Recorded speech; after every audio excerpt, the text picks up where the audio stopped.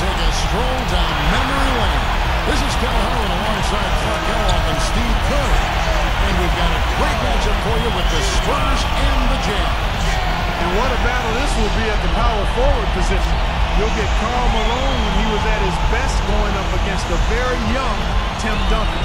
Two of the best forwards ever to play the game. But that's where the similarities end for these two teams. Stockton gives the Jazz an edge in the backcourt, but the Spurs have the Admiral, David Robinson, holding down at center.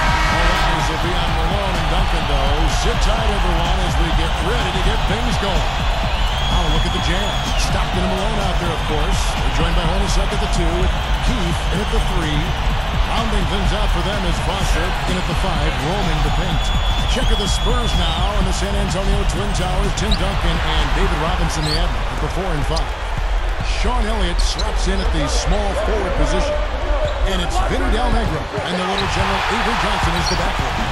You score as well as Malone, and you get a nickname pretty quickly. The Mailman seemed pretty apt, too, given how dependable he was to fill up the box score night in and night out. Backing him down is Duncan. Duncan gets it to go inside. Tim Duncan's so good down in the post. The game just seems to come very naturally to him. Stockton kicks to Malone. And they get in the way. Looked like the alley-oop attempt that time. Here is Elliott. Picked up by Malone. Feeds to Johnson. Robinson backs down. Fade away. Robinson steamrolling through the Jazz D. Now the only way to stop him is to keep him from getting the ball in the first place. Malone against Duncan. And fouled hard that time. He'll get to the line and shoot 2. Back to Malone, 19 years in the NBA for the Mailman, and only in his first and last did he fail to average more than 20 points a game. Unbelievable. Consistency, dependability, reliability. I mean, those are things you think about when you mention the name Karl Malone. I mean, being able to play at a level like that for an extended period of time, that's remarkable. It really is. And it's Foster with the rebound. It's the Jazz's ball. Hornacek backing down. Tipped. Well, that's a wonderful read and react play to pick that pass off. Johnson kicks to Robinson. That's good, and Johnson with the assist. Robinson's got his second bucket. Johnson against Stockton. There's the block. Here's the break. He goes up with the Mailman right on him. Duncan gets it to fall. They're coming out strong, guys. That's 4 for 5 from the field.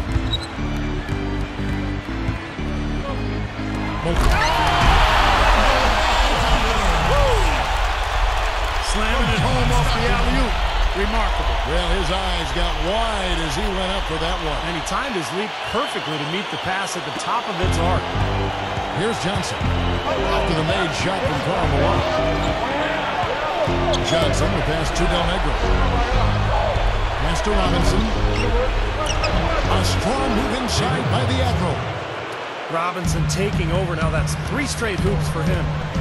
Well, you look at that well-sculpted body of Malone's. I mean, his size is intimidating. You know, his workout routine is the stuff of legend. I mean, really intense in terms of his weight training. Come on now, you got to pay better attention than that on a shooter like him. You'll make that 10 times out of 10. Johnson kicks to Robinson. Lays it up and banks it in. Robinson's got 8 points. Clark talked about Malone's condition. He got the most out of his frame and then some, and Stevie continued that throughout his great career. Well, he added a lot of muscle after coming out of Louisiana Tech and became a real fitness buff during his career. That was one of the reasons he was able to play for so long and at such a high rate. He hangs in there and cashes in on the second chance points. Relentless on the glass is what he is, and that tipping is the result of all the hard work he puts in down low. Well, they really look to run immediately after that turnover. Well, that's how you cash in. You don't want to waste any time after the turnover. Go at it right away. Here's Johnson after the made shot from Karl Malone. Stockton is tagged with the reach. That is his first foul of the game. For the Jazz, Greg Ostertag, he's checked in for Foster. And it's Russell in for Keith.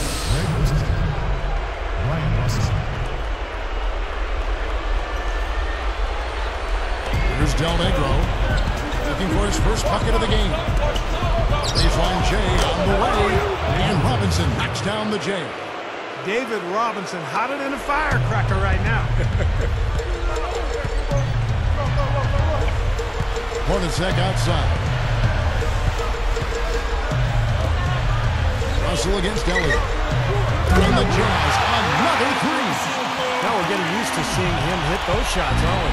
Spurs trail by 3. And San Antonio calls the first timeout of the game. I think Coach saw a couple of things he wanted to correct. You got to make sure everyone's following the game plan. The Jazz obviously benefited so greatly from the talents of John Stockton and Karl Malone, but what was really impressive is the longevity of their respective careers. The Spurs making a switch here. Person's checked in.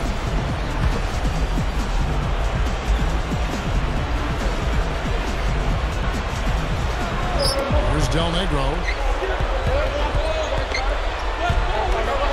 Here's Person. Del Negro working against Hornacek. Good luck. No good from Del Negro. We're talking about durability. They were always good, Stockton and Malone, for 82 games a season. Rarely missed any time at all. Yeah, and I think that's as impressive as anything they did. I mean, the consistency is there. The production is there. But the fact that they were so durable. Part of it is fitness, clearly. You've got to put in the time. Part of it is DNA in terms of how you're made from the inside out. Some of it is the physical skills you bring to the table, and then some of it is, being fortunate. The game is a physical game, a demanding game, and injuries are part of it. They stayed away from significant injuries, and they always showed up and were on the floor for the Jazz, and that's mostly a credit to them. Here's Del Negro. Still looking to get on the scoreboard. Here's Person from out on the wing. He knocks it down. Yeah, they are just lighting him up from mid-range area. Sometimes we forget about the value of the mid-range or in-between game. This team has made 8 of their last 10 with that shot, the in-between shot. Duncan brings the double team.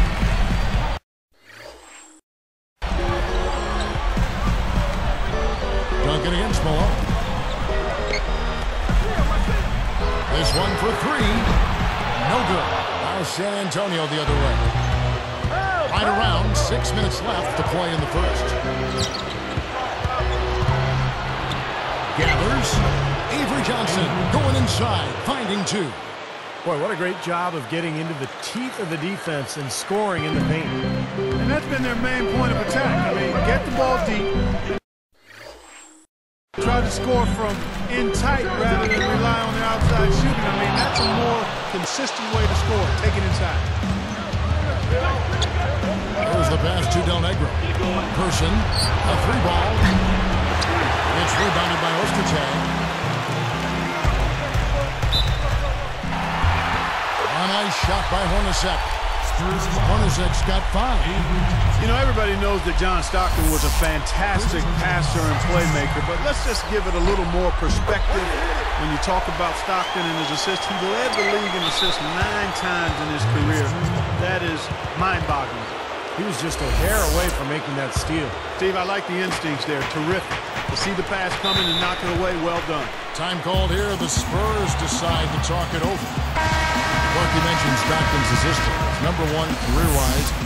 Well ahead of players like Jason Kidd and Steve Magic Johnson. Nash, I mean, some incredible names. Well, Magic averaged more assists per game than John Stockton in terms of their respective careers, but Stockton had the longevity. I mean, he kept himself in such phenomenal shape that he had an incredibly long career, and he played it at a high level really until the very end of his career span. It's 1-on-1. And so he draws the foul on the shot. He's tripped to the line to shoot 2. Malone has got it going on tonight. He's already got 9 points and some big-time defense with the 3 steals, too. This is the way he wanted to start the game. Yeah, he's been going at it full speed right from the opening whistle. So he can't get either to fall. Malone played his college ball at Louisiana Tech and was a force there, as you might well imagine. Very difficult to contain. Stockton against Johnson. Got a piece of it. It's stolen by Duncan. He really didn't have the room there to make that pass, guys. And it's going to be 2 free throws. Drew contact on the shot.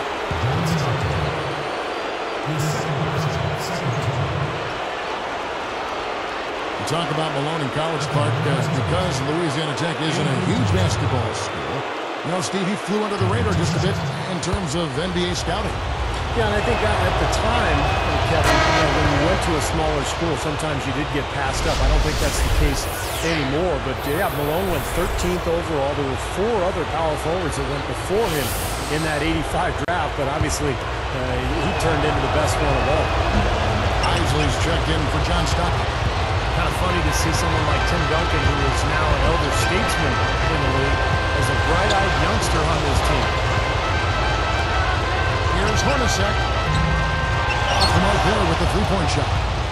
Yeah, again, iffy shot selection there. Defender draped all over.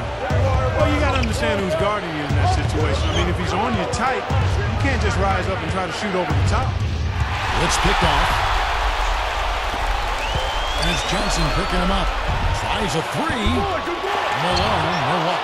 You talked about Tim Duncan. Make no mistake, though, he was an impact player from the get-go after playing 4 years in Wake Forest. Yeah, I enjoyed watching him in college. Had a chance to cover him a couple of times in person. And as a rookie, he averaged 21 points and 12 rebounds a game. Did not miss a beat. Really outstanding from day one in the NBA. Johnson against Hornacek. He dishes it to Malone. Covered by Duncan. Shot clock at 6. That's a slick inside move from the Mailman. Malone doing most of his damage inside here. Spurs trail by 5. Here's Johnson. Not wasting any time and taking the shot and knocking it down. Johnson's got 5 points so far. Ostertag against Robinson. Isley the pass to Malone. Covered by Duncan. 5 to shoot. Malone can't hit. This has been a strong statement by them, the way they've come out and attacked the glass early. Yeah, I agree, Clark. I love the physical play, the fact that they're taking the game right to their opponents. Outside, Russell. Del Negro defending. Now, here is Russell. Dishes it to Malone. And he makes good on the way. 13 points in the game. 3 straight buckets in the paint. They're making it look effortless. Well, speaking of effortless, I would like to see a little more out of the defense. So how about trying, guys? I'm sure they're satisfied with that possession, guys. Very nice shot that time.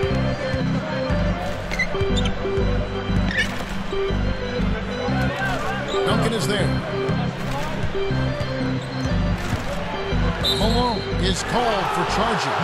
That's his first foul. Well, Duncan came out of Wake Forest as a senior. Everyone thought he would end up in Boston. The Celtics had 2 lottery picks, but the Spurs got lucky. They got the #1 pick, and the rest is history. Here's what Utah's going with right now. Foster's checked in for Ostertag. Karl comes in for Karl Malone. And it's Anderson in for Jeff Hornacek. Then for the Spurs, Elliott's checked in for Person. Jackson comes in for Del Negro. And it's Williams in for Johnson. And so he earns a trip to the line. Officials on the contact, and he'll shoot 2. Talking about that draft, Rick Pitino was the coach of the Celtics, and he thought maybe the odds would swing his way from his Celtics to draft Tim Duncan. The Celtics had 2 picks and the best odds of landing that #1. Yeah, it sure did, Kevin. I mean, David Robinson helped the Spurs even when he wasn't playing with that. His injury got them in the Duncan sweepstakes, and they took Jimmy, giving birth to the Twin Towers in San Antonio. So it's not always what the odds are in your favor. It's how things play out in reality that makes the difference. Well, I like that finish. Perfect for that possession. Yep, a simple one-hand jam. That's the way to do it, guys. Isley the pass to Russell. Shoots. Rebounded by the Spurs. Deflects the pass. Passes it to Karl. Williams picks him up. Karl, no good. Spurs trail by 3. Jackson dishes to Williams. Kicks to Duncan. Robinson a screen on Russell. Off the pick. Another shot. In deep. Robinson drops it in. Robinson's got 12. Now 6 for 8 now with that one, so there's no slowing him down here in the first quarter. Here's Isley. Williams picks him up. Foster passes to Isley. Rockets 6. Laid in with a nice touch off the glass. And the Jazz lead by 3. Well, everyone seems to have the hot hand here early on. You know, if they keep up this scoring pace, we'll definitely see some big point totals from both of these teams. Here's Williams.